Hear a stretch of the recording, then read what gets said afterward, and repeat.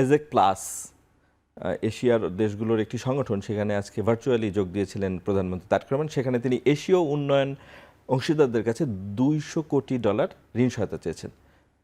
একই সাথে অর্থমন্ত্রী এই মুহূর্তে ওয়াশিংটনে 2 বিলিয়ন মানে 200 কোটি। ওয়াশিংটনে আছেন অর্থমন্ত্রী, তিনি আইএমএফের কাছ থেকে ঋণ পাওয়ার চেষ্টা করছেন।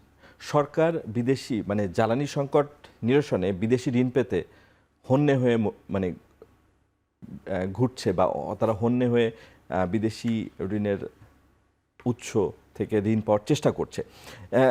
আপনার কি মনে হয় যে সামনে বাজেট আছে এবং এই জ্বালানি সংকট যদি দীর্ঘায়িত হয়, অর্থনীতি আরও বিপর্যয়ের দিকে যাবে? দেখেন, আমরা শুরু থেকেই বলেছি সরকার মানে কোনো ইন্টিগ্রেটেড প্ল্যান নিচ্ছে না, অপোজিশনের সাথে কথা বলছে না, দেশের এক্সপার্টদেরকে সে কোনো তোয়াক্কা করছে না, মূল্যায়ন করছে না কীভাবে সংকট উত্তরণ করা যায়। কিন্তু ঠিকই আজকে সে আন্তর্জাতিক ফোরামে তার অসহায়ত্ব এবং তার অসারতা প্রমাণ করলো। সে 2 বিলিয়ন ঋণ সহযোগিতা বা একটা ভিক্ষে বলতে পারেন এখন চায়ে বসলো। ঠিক ভিক্ষা বলা যাবে, কিন্তু দেশের মধ্যে আবার দেখবেন যে এমন সুন্দর করে বলবো যে আমরা সব করে ফেলতেছি, কালিনা মোছার আগে আমরা সকল প্রতিশ্রুতি বাস্তবায়ন করে ফেলতেছি। খাল খনন কর্মসূচি করতেছে কিন্তু নদী ভাঙন কর্মসূচি মানে এখনো ধরে নাই। সেটা বললেন আপনি। সবচেয়ে গুরুত্বপূর্ণ ছিল এখন নদী ভাঙন কর্মসূচিটা, যে আমাদের নদীগুলো যে ভাঙে। কিন্তু দেখবেন অনেক জায়গায় দেখি, আমি অনেক ইউটিউবে দেখি, মানে যে খাল আপনি চাইলে 5 বছরে যে কোনো সময় কাটতে পারেন না, এখন এটা কাটবে কারণ এটাকে ফোর্টিফিকেশন করা যাবে। আমরা সরকারকে মানে যেটা বলতে চাচ্ছিলাম যে আপনারা এইভাবে জনতুষ্টিবাদী রাজনীতি না করে সবাইকে নিয়ে বসেন।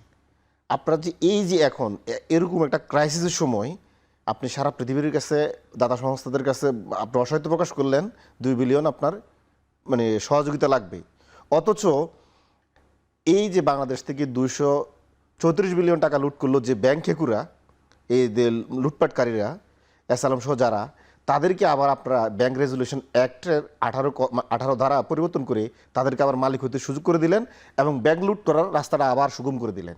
তারা আগে 234 বিলিয়ন নিয়েছে, এখন তাদের আরও যত বিলিয়ন নেওয়া যায় দেশ থেকে। অথচ ইন্টারিম গভর্নমেন্ট আসার পরে 6টি ব্যাংক এরকম যারা জনগণের আমানত ফিরে দিতে পারে নাই, জনগণ মানে ফতুর হয়ে গিয়েছে, তাদের ঋণ পরিশোধ করার জন্য সরকার কিছু টাকা দিল। ওই টাকাগুলোর মধ্যে এখন আবার আপনি আসলামকে বা অন্যান্য যারা ব্যাংকে আছে তাদেরকে সুযোগ করে দিলেন 7.5% ঋণ শোধ করলে। তাদেরকে শাস্তির আওতায় আনলেন না, উল্টা তাদেরকে পুরস্কৃত করলেন। তাহলে আপনার দেশের ইনফ্লেশন কি বাড়বে না কমবে? সে তো টাকা আবার বাইরে নিয়ে যাবে, আপনার অর্থনীতি আরও দুর্বল হবে। তারপরে আপনি এখন জ্বালানি সংকট দূর করার জন্য আপনি যে প্ল্যানগুলো নেওয়ার কথা ছিল আপনি এগুলো নিচ্ছেন না। আপনি মনে করতেছেন এই ক্রাইসিস শেষ হয়ে যাবে, যুদ্ধ বন্ধ হয়ে যাবে, কিন্তু আপনার এই জ্বালানি সংকটের এই সমস্যাটা কি মানে আমাদের কি নতুন? আমাদের যদি এই যুদ্ধ নাও লাগতো তারপরে আমাদের জ্বালানি সংকট হতো,